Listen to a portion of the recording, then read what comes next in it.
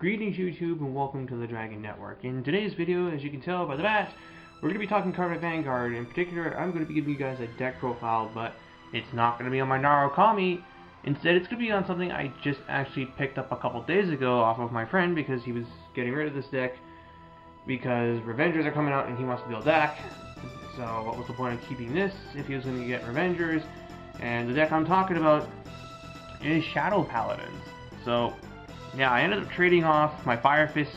Like, I had a playset of Wolfarks, Dragons, I had my Bears, and a lot of other cards. It was basically a $200 trade in terms of card value. And what I got for all that stuff I traded to him was a Phantom Blaster Overlord Shadow Paladin deck, which is very strong. Like, Phantom Blaster Overlord is probably one of the better cross-rises in terms of balance goes. Like, Dote is broken, Majesty Lord Blaster is broken, the Blood is awful. Phantom Blaster Overlord is a really neat balance of the in-between. It's got a good effect, but at the same time, you can just simply use it for the 13,000 body. So yeah, I suddenly now have PBO as a deck I can play, and I wasn't really expecting to be picking up this, but I figured what the hell, why not? Shadow Paladins are neat. Of the three Paladin clans, Royal, Gold, and Shadow, I do think I like this one more. So yeah, this will be like a deck I'll be playing. Actually, I'm thinking I'm going to be playing this right away. Like, I really do like Phantom Blaster. Like, it looks really neat. Definitely a little more badass card designs they kind of came up with. So yeah, this is the exact list that he gave me. I haven't made changes to this yet, as I got to figure out how this thing really works, but I do have a basic idea of what I want to be doing with this. And there are some cards I think I'm going to try and fit in here, but without further ado, let's get started on Phantom Blaster Overlord Shadow Paladins version 1. So my starter is Full Bow. When you ride a Blaster Javelin on top of this thing, you can search your deck for a Blaster Dark and add it to your hand. So instead of calling to Rear Guard to make up for the neg one you take for riding on top of it, you get to search out a guaranteed grade 2 if you can open with one of your 4 Blaster Javelins. After that, for the grade 3s, 3 copies of the boss monster, 4 copies of him, of Phantom Blaster Overlord and Phantom Blaster Dragon, 3 of. So we'll go over these 2 cards separately. First up is Phantom Blaster Dragon. This card gains 1000 attack permanently if a Blaster Dark is in the soul. So it's a mini cross ride in that sense, and his effect is you can retire, you counterblast 2, and then you retire 3 of your Shadow Paladin rear guards. This card gains 10,000 attack and an extra crit for the duration of the turn.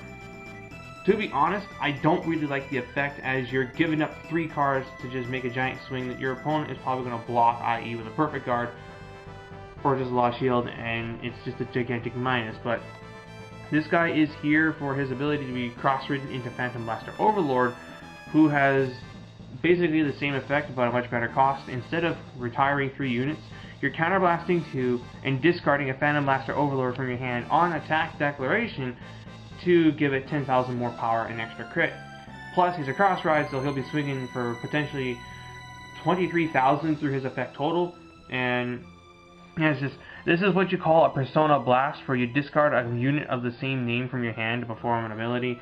And this is one of the only 2 cross rides in the game that has a Persona Blast for its effect, the other one being Dragonic Overlord at the end.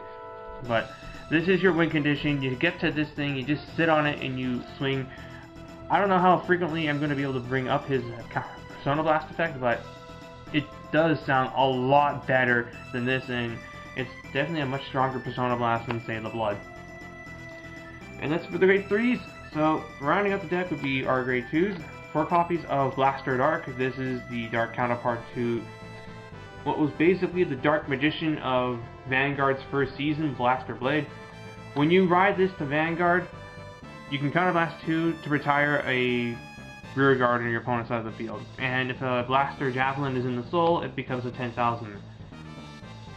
When it comes to grade 2 rear guards, especially ones with the counterblast 2 to nuke a card, this is probably one of the worst ones, as Dragonic Death Scythe and Blaster Blade get their effects on rear guard in addition to being Vanguard. 4 copies of, what's its name? I gotta read this guy. Knight of Nullity Masquerade. It's the same thing as my Dusty Plasma Dragon from Narukami, so if I have a Vanguard with Blaster in its name, he gains a plus extra 3,000. So he's a 12,000 beater when I have a Blaster Vanguard. 2 copies of Cursed Lancer is a damage on flipper. 1 copy of Moonlight Witch Vaha. You can counterblast 2 when this hits a Vanguard, and if you have a Shadow Paladin Vanguard, you can counterblast 2, draw a card. 1 copy of Darkness Maiden Maka. Counterblast 2 when this card is placed on Vanguard or Rearguard, and you have a Shadow Paladin Vanguard, you can pick up a cost. If you do, search your deck for a grade 1 or less Shadow Paladin and call it to a Rearguard circle. This has some neat interactions, especially depending on what you have in your hand, as this deck has a couple grade 1s that can do some neat things, and we'll get to this in just a little bit. Speaking of the grade 1s, 4 copies of Blaster Javelin. If you ride this on top of a full bow, then you get that effect of full bow. If a full bow is in the soul, this card gets plus 2,000, and if you call this to a rear guard, you can pitch a grade 3 Vanguard from your hand, a grade 3 Shadow Paladin from your hand, to add a copy of Phantom Blaster Dragon from your deck to your hand, which helps you set up your cross ride, assuming you're running like other cards. And this might be like stupid reasoning on my part, but I've actually found myself, at least in Therio testing, pitching a Phantom Blaster Dragon from my hand to add another Phantom Blaster Dragon from my deck to my hand.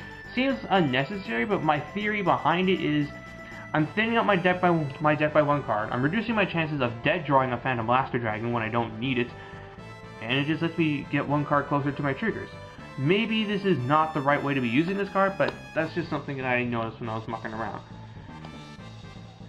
4 copies of your grade 1 vanilla. This one is called Black Sage Sharon. 3 copies of Nightmare Painter. When you call this thing to Vanguard or Rearguard, you can put a Shadow Paladin in your hand and into the soul. The idea behind this, by the looks of it, is suppose you ride this guy, but you don't have your cross ride set up, so you don't have a Phantom Blaster Dragon in the soul. You could call this to Rearguard at a later point and put a Phantom Blaster Dragon from your hand into the soul to put this at 13,000. And it's also something that you can call out of your deck through the effect of this card, as is this and this. Like, these are guys you can all call out through this Counterblast 2 ability, and they all have neat applications to what you do depending on what your hand. If you have a pretty good hand, then you could probably call this out for an 8,000 boost. You can call this guy out to search a Phantom Blaster Dragon, or you can call this guy to put a Phantom Blaster Dragon into your soul. So, this deck definitely has some really neat toolboxing, and it just seems to be really consistent. And I guess I'll just round out the deck with, the remaining grade 1s, 3 perfect cards.